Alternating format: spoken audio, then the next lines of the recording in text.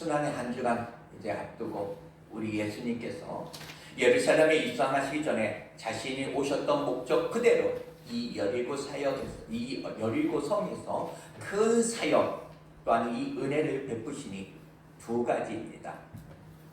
삭개오에게 은혜를 베푸신 것과 이 소경 바디메에게 은혜를 베푸신 것 두 가지 사건이 있습니다.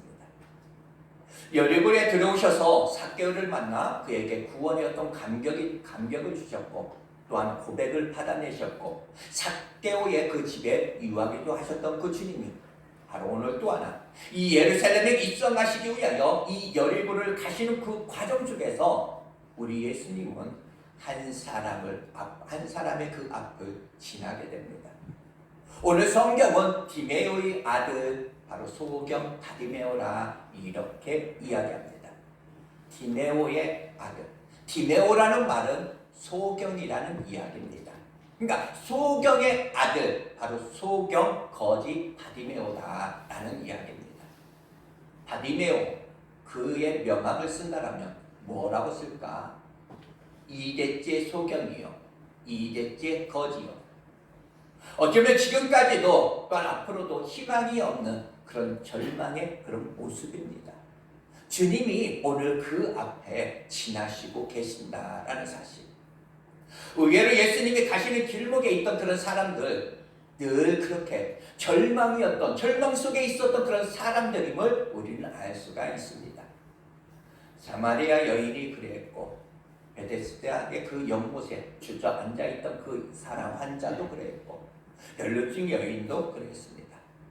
그 주님이 또 한 사람 바디메오 앞에 오늘 지나게 되십니다. 이것이 우연인 것 같지만 적어도 모든 것을 섭리하시는 그 주님에게는 철저한 계획이셨음을 우리는 다시 한번 봅니다.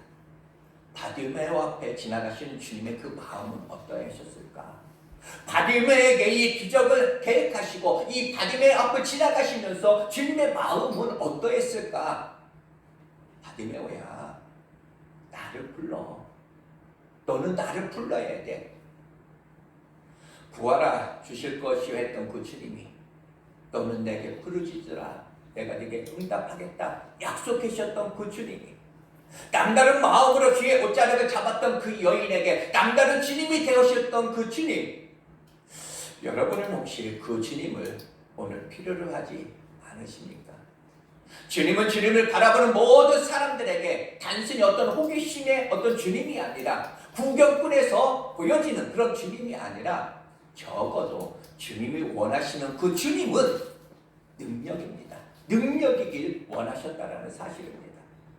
바로 오늘 말씀에 허다한 무리가 쫓았다 이렇게 했습니다. 많은 사람이 그 주님의 곁을 함께 했습니다. 그러나 적어도 주님은 사람은 많았지만 저들에게 구경꾼, 어떤 호기심의 대상으로 이 정도의 주님이기를 원하지 않으셨다라는 겁니다. 주님은 바로 능력이기를 원하셨습니다. 바로 여러분에게 주님은 어떤 의미입니까? 주님이 원하시는 주님으로 바디메오 앞을 지나가시면서 그 주님의 마음, 바디메오야, 나를 불러. 네가 이대째 소경이고 이대째 거지이고 앞으로도 너 절망이잖아. 너에게 있어 희망도 없잖아. 내가 너에게 해답이 될 수 있어. 내가 너의 인생을 바꿔줄 수 있어. 나를 불러. 주님의 그 마음. 어쩌면 이 소경은 처음 많은 사람들이 지나가는 그 길목에서 돈 몇 푼을 원했을 겁니다. 아마 주님 앞에서 마저도 몇 푼, 돈 몇 푼의 그 은혜를 아마 사모했을지도 모릅니다. 그러나 주님은 그 소경 바디메에게 돈 몇 푼의 그 은혜가 아니라 주님이 원하시는 그런 주님으로 바로 이 능력이기를 원하셨다라는 사실. 성도님들, 여러분에게 주님은 어떤 주님이기를 여러분들은 원하십니까? 혹시 그냥 돈 몇 푼 받으러 오셨습니까? 아니면 나를 괴롭히는 어떤 문제 그 하나 해결받기 위해서 오셨습니까? 사도행전 3장에 보면 제9시 기도 시간에 성전에 기도하러 베드로와 요한이 가게 됩니다. 그들은 성전에 오르다가 성전 미문에 앉아서 구걸하는 한 사람을 보게 됩니다. 그는 돈전 몇 푼을 구합니다. 어디에서? 성전 앞에서. 웬일일까? 그 모습이 안타까워 보입니다. 성전에 가긴 갔는데 성전 안에 들어가지 못하고 성전 안에 기도해야 되는데 그 안에서 기도하기보다는 바로 이 성전 앞에서 몇 푼의 돈 몇 푼을 구걸하고 있는 그런 모습. 성전에 와서 성전 안에 들어오지 않았더라면 그것이 안타까움이 아닐까. 동전 어떤 몇 푼을 구하는 자에게 베드로와 요한은 이렇게 이야기합니다. 나를 주목하여 보라. 우리를 주목하여 보라. 이때 무엇을 얻을까? 동전 몇 푼을 얻을까? 바라보는 그에게 내게 은과 금은 없다. 네가 구하는 거 내게 없어. 그러나 내가 너에게 주고 싶은 것이 있다. 바로 나사렛 예수 그리스도의 이름으로 명하노니 일어나 걸으라. 여러분, 돈 몇 푼의 그런 은혜, 이것이 은혜임에는 틀림이 없습니다. 내가 속상하고 힘들 때 위로해 주시는 그런 은혜, 그것도 은혜임에는 틀림이 없습니다. 그러나 단순한 어떤 돈 몇 푼, 단순한 위로, 어쩌면 오늘 이 시간은 그것만은 아니어야 된다. 다시 한번 생각합니다. 사실 예배에 오면 목사의 설교 그 몇 마디가 아니라 능력을 구해야 됩니다. 오늘 이 시간 이 앞에 있는 이 강당을 넘어서 하늘을 바라봐야 되고 앞에 서 있는 목사를 넘어서 하늘 하나님을 봐야 합니다. 그 능력을 기대하면서 그러면은 아마 예배가 달라지고 여러분들의 찬양 소리가 달라질 겁니다. 오늘의 신앙의 문제는 어느 날부터인가 내가 성령도 받으려고 오는 것이 아니라 그냥 들으려고 옵니다. 은혜도 내가 받으려고 오는 것이 아니라 그냥 들으려고 옵니다. 데살로니가 성도들은 하나님의 말씀을 받았고 또한 그 말씀이 믿는 자 속에서 역사했다고 했습니다. 바로 주님이 원하시는 주님으로 보여지길 원하시는 그 주님은 무엇인가 남다른 모습을 원했다라는 겁니다. 남다른 마음으로 주의 옷자락을 잡았던 그 여인에게 주님이 원하시는 그 주님이 보여졌고 그 능력이 그 여인에게 나타났습니다. 예수님과 허다한 무리가 여리고성을 지나시는 중에 앞을 보지 못하는 이 소경, 이 바디메오가 그 사람들이 지나가니까 웅성웅성대는 소리에 이렇게 이야기합니다. 누구야? 묻습니다. 그랬더니 옆에서 눈 뜨고 바라볼 수 있는 그 거지가 옆에서 알려줍니다. 나사렛 예수야. 나사렛 예수야 이랬는데 이 소경 바디메오 입술에서 희한한 말이 나오게 됩니다. 오늘 46절 후반 47절에 보면 길가에 앉았다가 누구인가 물으니 나사렛 예수시란 말을 듣고 소리질러 이르되 다윗의 자손 예수여 나를 불쌍히 여기소서. 여러분들 신기한 거 느껴지지 않습니까? 눈을 감고 있는 거지가 누구야? 라고 이렇게 물었더니 옆에 볼 수 있는 거지가 눈 뜨고 이렇게 이야기 알려주죠. 나사렛 예수와 또한 그 함께하는 제자들 그리고 많은 사람들이 지금 같이 따르고 지나가고 있어. 상식적으로 한번 여러분 생각해 보시기 바랍니다. 알려주는 것은 옆에서 나사렛 예수라고 지금 알려줬는데 바로 이 소경 바디메오가 힘차게 만약에 주님을 불렀더라면 어떻게 불러야 됐을까? 나사렛 예수라고 알려줬으면 나사렛 예수라고 불러야 하는 것이 정상이지 않을까요? 그런데 듣기로는 나사렛 예수로 들었는데 그의 입술에서 외쳐지기는 다윗의 자손 예수여 이렇게 이야기합니다. 나사렛 예수는 바로 목수의 아들을 의미하는 것이고 그리고 다윗의 자손 예수는 바로 메시아를 의미합니다. 예루살렘 성 입성하시기 전에 주님은 또 한 번 누군가의 입술을 통해서 남다른 고백을 오늘 받아내십니다. 바로 이제 주님의 그 순환의 한 주간 예루살렘에 입성하시게 되면 이제 고난 그리고 십자가 그리고 죽음과 어떤 무덤 이 과정을 거치실 주님이 남다른 헌신을 받아내시고 또한 남다른 고백을 오늘 받아내신다는 사실입니다. 앞을 보지 못하는 그런 맹인의 그 입술을 통해서 주님이 정말 드려야 할 그 고백을 받아내시는 것입니다. 중요한 것이 있습니다.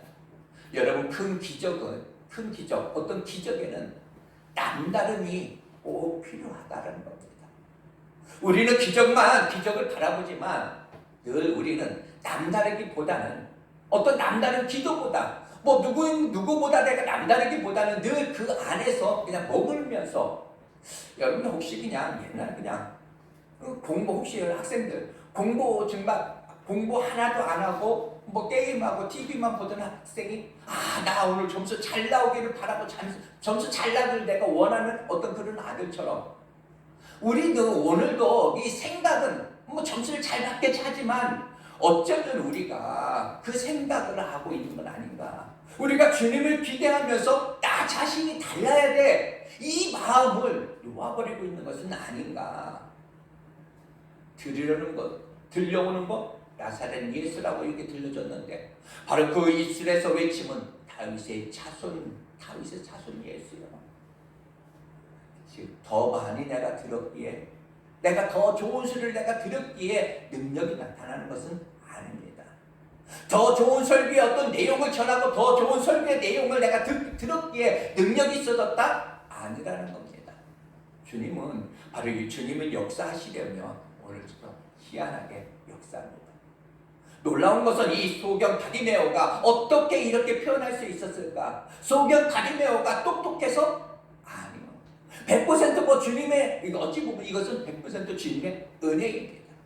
주님이 알게 하셨습니다. 여러분, 모든 고백은 주님이 주시는 겁니다. 성령께서 주시는 것인 줄 여러분 믿으시기 바랍니다. 중요한 것은 뭐냐? 그렇다면 다른 사람과 이 소경 바디메오의 차이점이 무엇인가? 영적인 느낌이 왔을 때, 나에게 어떤 영적인 깨달음이 왔을 때 외쳤던 겁니다. 선포했던 겁니다. 기도로 구했다는 겁니다.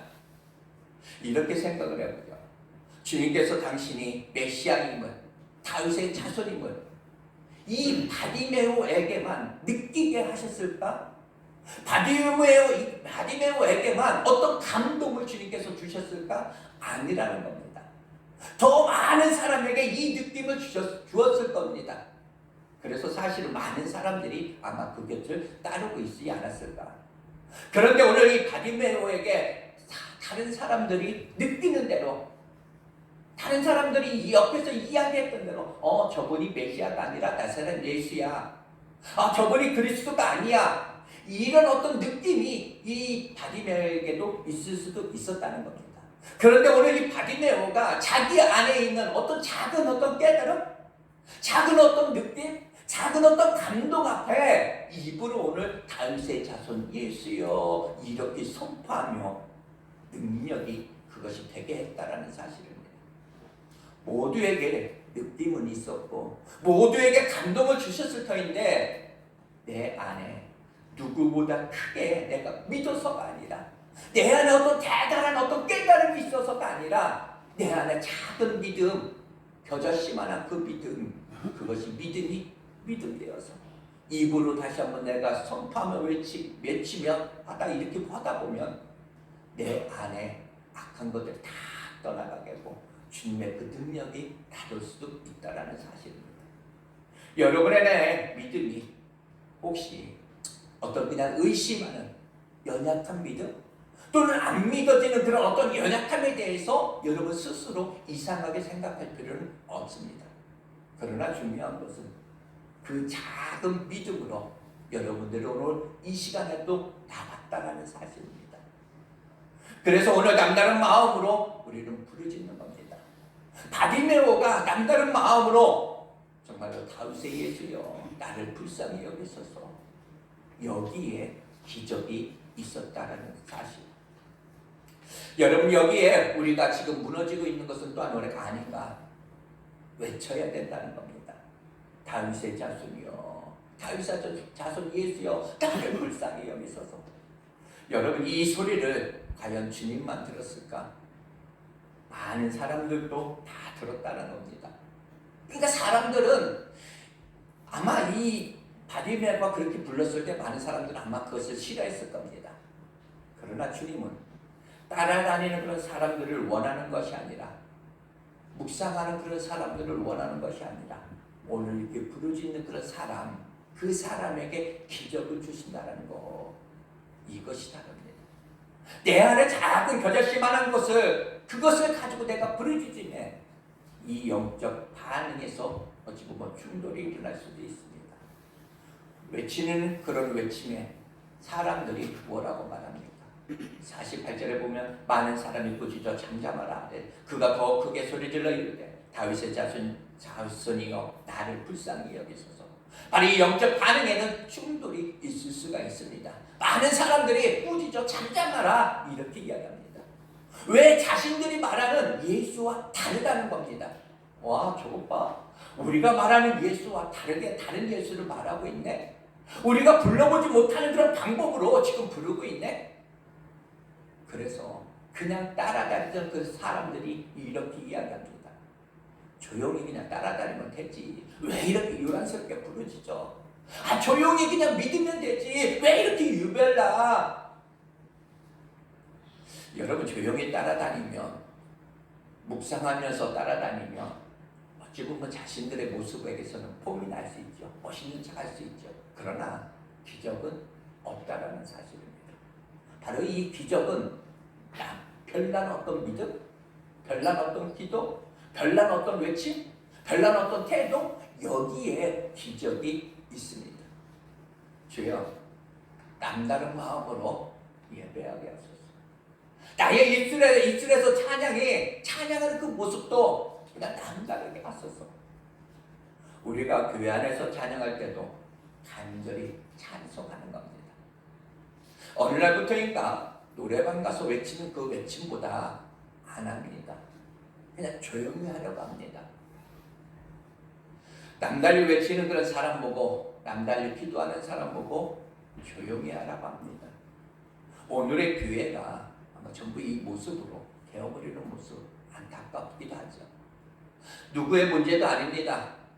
내 안에 그런 면이 있습니다. 내 안에 부르짖어야 할 그런 영성, 또 조용히 묵상해야 되는 그런 영성, 어느 날부터인가 예배에도 힘쓰고 애쓰는 그런 예배, 그런 모습도 점점 사라지고 그런 안타까움. 여러분 보세요. 주님 따라다니는 수많은 사람들에게 기적이 있었는가? 저들은 따라다니기는 따라다녔지만 구경만 하다가 그냥 끝나버립니다. 그러나 부르는 자, 이 부르짖는 자, 그에게 왜 부르짖느냐고, 왜 그렇게 유별나게 찬양하고 왜 그렇게 유별나게 기도하냐고 물어보면, 그러면 부르짖는 사람들은 자기가 왜 부르짖어야 하는지 알 수 있을까요? 몰라요. 왜 내가 이렇게 부르짖어야 하는지 모릅니다. 그렇게 다만 그렇게 해야 할 것 같아서 하는 겁니다. 예수님의 머리에 옥합을 부었던, 그 향유를 부었던 그 여인이 왜 부어야 하는지 알았을까요? 몰라요. 그렇지만 해야 될 것 같다는 겁니다. 주님께서 그 감동을 주셨고 그 감동에 그냥 순종하여 외치는 겁니다. 이해가 되지 않죠? 여러분, 우리 교회 공동체 안에서 누가 요란하게 찬송하고 기도하거든 그냥 뭐라고 할 필요 없습니다. 그렇게 못하는 여러분도, 그렇게 못하는 내 자신이 그냥 회개하고 그냥 내두면 됩니다. 여러분, 사람이 꾸짖어 잠잠하라 합니다. 많은 여러분이 잠잠하라 그랬더니 48절 그가 더 소리 질렀다고 이야기합니다. 바로 예수 믿는 사람들은 이래야 된다는 거. 누가 말 한마디 했다고 그 말에 신경 쓰고, 은혜 받으러 내가 왔으면 내가 은혜 받으면 되지, 은혜 받으러 내가 왔다가 누가 한마디 해가지고 내가 화나고 그것은 자신에게 손해라는 겁니다. 누가 뭐라고 하든 그가 더욱 소리질러, 이것이 매력입니다. 더욱 그가 소리질러 다윗의 자손이여 나를 불쌍히 여기소서. 여러분, 누가 뭐라고 하든지 여러분 신경 쓸 거 없다. 내가 죽겠는데, 내가 힘든데. 여러분, 절대 생각 속의 은혜는 은혜가 아닙니다. 생각 속의 은혜는 능력으로 나타나지가 않습니다. 외쳐야 됩니다. 부끄럽고 창피한 거 상관없습니다. 지금 아니면 안 될 것 같은 그런 마음, 그 마음이어야 합니다. 문제는 사모하여서 주님의 갈망함에 이 기회가 있다는 것. 말씀드린 대로 예수님은 이제 여리고를 나가시면 예루살렘 성에 입성하셔야 했고, 오셨던 그런 목적 그대로 고난받으시고 죽으셔야 했다는 사실입니다. 그렇다면 이 예수님이 이 여리고 사역, 이거 사역 어찌 보면 마지막이라는 겁니다. 마지막. 예수님을 지금 놓쳐버리면 예수님은 어떻게 예루살렘 성에 입성하시고 다시는 볼 수가 없다라는 거. 바로 오늘 이 바디메오가 입은 이 은혜는 그날이 아니면, 그 시간이 아니면 입을 수 없는 그런 은혜였다라는 겁니다. 은혜가 늘 있을 것 같다? 아니라는 겁니다. 공식적으로 행하셨던 기적은 이것이 마지막입니다. 웬일인지 오늘 부르짖어야 할 것 같고, 오늘 외쳐야 할 것 같고, 오늘 남다른 마음이 있어야 될 것 같다, 그런 생각이 들지 않습니까? 놀라운 것은 주님은 바디메오야. 지금이 마지막 기회야. 너 부르짖어야 돼. 지금 외쳐야 돼. 그때 당신은 다윗의 자손입니다. 당신은 메시아입니다. 당신은 하나님입니다. 그렇게 부르짖는 가운데 그러시면서도 우리 예수님은 못 들은 척 하십니다. 그러면서 주님의 마음은 너 내가 못 들은 척해도 너 그 시험 이겨야 돼. 군중들이 뭐라 해도 너 그 고비 너 이겨내야 돼. 극복해야 돼. 계속해서 더 부르짖어야 돼. 더 크게 부르짖어야 돼. 이것이 주님의 마음. 주님이 머물러 서서 주목하시기까지 부르짖어서 바로 주님이 반응이 있을 때까지 이 태도에서 결정이 난다는 겁니다. 결국은 부르짖는 그에게 주님이 머물러 서서 그를 부릅니다. 나사렛 예수가 부르는 것이 아니라 바로 다윗의 자손 예수가, 그냥 구경꾼 예수가 아니라 능력의 예수가 그를 부릅니다. 오늘 이 시간에 그 주님이 여러분을 향하게 될 줄, 오늘 이 시간 여러분을 향하게 될 줄 여러분 다시 한번 믿으시기 바랍니다. 어쩌면 그것이 마지막 기회일 수도 있다. 그 간절함으로 우리는 외쳐야 됩니다. 주님, 나를 향하소서. 주여, 나를 오늘 보시옵소서. 주여, 내게 당신이 필요합니다. 내가 당신을 목말라 합니다. 때로는 어떤 자식을 가슴에 안고 당신을 목말라 하고, 내가 때로는 어떤 가난을 가슴에 안고 당신을 목말라 합니다. 여러분 외쳐야 합니다. 이때 주님이 저를 부르라. 제자들이 와서 이렇게 이야기합니다. 예수가 너를 부른다. 그 소리에 이 소경 바디메오 반응은 어떠했습니까? 50절에 보면 이렇게 말합니다. 소경의 겉옷을 내어 버리고 뛰어 일어나 예수께 나오거늘. 겉옷을 내어 버렸다라는 겁니다. 중요하지요. 겉옷을 벗어 던졌습니다. 오늘날에 어떤 은혜되지 못하는 그 이유 중 하나가 뭐냐? 바로 이 겉옷 위에 은혜를 달라고 사람들이 이야기합니다. 내가 벗어 던져야 할 거 벗어 던져야 되는데 던지지 않습니다. 그러나 오늘 이 거지 바디메오는 던져버렸습니다. 주님 앞에서 다 던져버렸습니다. 겉옷이 왜 중요합니까? 나중에 이 거지 어떤 거지 노릇을 또 하려면 이거 겉옷 꼭 챙겨야 되는 거. 버리면 안 되죠. 이것이 2대째 물려받은 것일 수도 있고 더럽고 냄새날수록 어찌 보면 더 좋은 겁니다. 그런데 그가 그 겉옷을 벗어 던져버렸습니다. 웬일인지 저분 앞에서 소중히 여겼던 거, 내가 가장 귀하게 여겼던 거, 이거 없으면 나 살 수가 없는데, 근데 던져버립니다. 오늘날 많은 사람들이 하나님의 은혜를 내가 사모하는데 던질 것은 던지지 않는다는 거. 결단을 해야 되는데 여러분, 큰 기적 앞에 꼭 결단이 있어야 된다는 사실입니다. 벗어 던질 것이 무엇입니까? 오늘날 내 안에서 벗어 던져야 될 것이 무엇입니까? 여러분, 오늘 내가 벗어 던져야 될 거, 적어도 오늘 주님 앞에서 나온 그는 결단했습니다. 내게 벗어 던져야 될 거 무엇일까? 내 안에 있는 어떤 욕심에 벗어 던지고, 어떤 염려, 이것도 내가 벗어 던지고, 어떤 죄, 어떤 습관, 이것도 내가 벗어던지고, 주님, 내 안에서 이것이 사라지게 하옵소서. 다 오늘 던져버려야 됩니다. 우리는 응답이 급하기는 하지만 때로는 내 안에 던져버려야 할 거 먼저 우리는 던져야 합니다. 급할수록, 응답이 급할수록 내 안에 있는 거 던질 수 있기를 바랍니다. 주님이 마음껏 역사하시도록, 거룩의 주님이 마음껏 기적을 다시 한번 베풀 수 있도록, 주님이 원하시는 그 능력이 나타날 수 있도록 우리는 결단을 해야 된다는 것. 진짜 은혜, 이것을 던져버리는 순간 그는 눈을 뜨게 되었고 다시는 그것이 필요 없어질 만큼 큰 은혜를 입었음을 여러분들 믿으시기 바랍니다. 50절 소경이 겉옷을 내어 버리고 뛰어 일어나 예수께 나오는, 예수께 나오는 그 태도를 한번 여러분 보십시오. 뛰어 일어나, 이렇게 표현하고 있습니다. 이것이 여러분들 국어학적으로, 여러분들 공부 많이 하셨죠? 저보다도 아마 더 똑똑할 겁니다.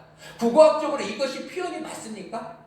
아마 국어학적으로 표현한다면 뛰어 일어나가 아니라 일어나 뛰어가 아마 이런 것이 맞지 않을까 생각됩니다. 뛰어 일어나가 맞지 않을까? 근데 주님 앞에 가는 것이 얼마나 급하면 이렇게 표현이 되었을까? 주님이 묻습니다. 내가 너에게 무엇을 해주길 원하느냐? 우리 주님은 주님의 원하시는 것, 주님이 되기 위해서 꼭 물어요. 감동을 주시고 부르짖게 하시고 내가 너에게 무엇을 해주길 원하느냐 알면서도, 그것을 원하는 거 알면서도, 그 기도를 마음속에 다 하시면서도 다시 한번 물어봅니다. 일부러 다가오셨고 응답을 주시기를 원하셨고 어떤 감동을 주셨고, 그러면서 또 묻습니다. 또 물어요. 믿음은 한 번만이 아니라 끝까지의 어떤 믿음일 때, 끝까지 그 믿음일 때까지 바로 이 믿음이, 그 믿음이 놀라운 역사를 일으킨다는 겁니다. 우선은 믿음이다가 내가 힘들면 주저앉지 말고, 주님, 믿음이 끝까지 믿음되게 하소서. 다시 한번 여러분, 주님은 기적을 일으킬 때 마음을 보고 기적을 일으키지는 않습니다. 에스겔에게도 묻지요. 살겠느냐? 아멘. 낫겠느냐? 아멘. 마음을 보고가 아니라 입술의 어떤 대화, 입술의 그 선포입니다. 선포. 기도는 분명한 목소리로 마음과 정성과 어떤 힘을 다하여 기도하는 겁니다. 물론 묵상도 필요합니다. 그러나 기도는 전쟁이라는 이야기도 있습니다. 결단을 하려고 하는 어떤 기도 앞에 하나님은 거기에 응답을 하십니다. 너에게 무엇을 해주길 원하느냐? 예, 보기를 원하나이다. 당연한 것을 기도로 구하는 겁니다. 행여 주님이 모르실까? 또 구하는 겁니다. 행여 모르실까? 내가 또 구하는 겁니다. 내가 한 번만 기도하면 응답 안 해줄 것 같기에 7번이라도 기도하고 10번이라도 내가 기도하고 1000번이라도 내가 하는 겁니다. 이것이 기도입니다. 주님, 내가 보기를 원하나이다. 나를 불쌍히 여기소서. 이때 주님이 가라, 네 믿음이 너를 구원하였다. 그가 곧 보게 되니 예수를 길에서 따르니라. 인생이 바뀌어버렸습니다. 주님은 네 믿음대로 될지어라, 가라, 이렇게 했는데 그는 주님을 따릅니다. 이것이 인생이 바뀐 겁니다. 말씀 마치겠습니다. 오늘도 주님은 우리에게 남다른 기대를 안고 또 한 번 우리에게 은혜를 입히시길 원하십니다. 여러분의 진정한 필요가 무엇입니까? 오늘도 주님은 우리에게 고백을 받으시길 원합니다. 나사렛 예수가 아니라 다윗의 자손 예수여. 하나님, 나는 은혜가 아니면 단 하루도 살 수 없습니다. 바로 이 고백을 오늘 주님이 원하신다는 것. 주님, 하늘로부터 오는 그런 은혜를 다시 한번 갈망하고 사모합니다. 주님, 내게 은혜를 베푸소서. 내게 오늘 은혜를 입히소서. 다시 한번 이 한 주간 구하지 않으시겠습니까? 주님이 오늘 여러분들을 다시 한번 초대합니다. 여러분 모두에게 큰 은혜가 있기를 다시 한번 주님의 이름으로 축복합니다. 잠시 기도합니다.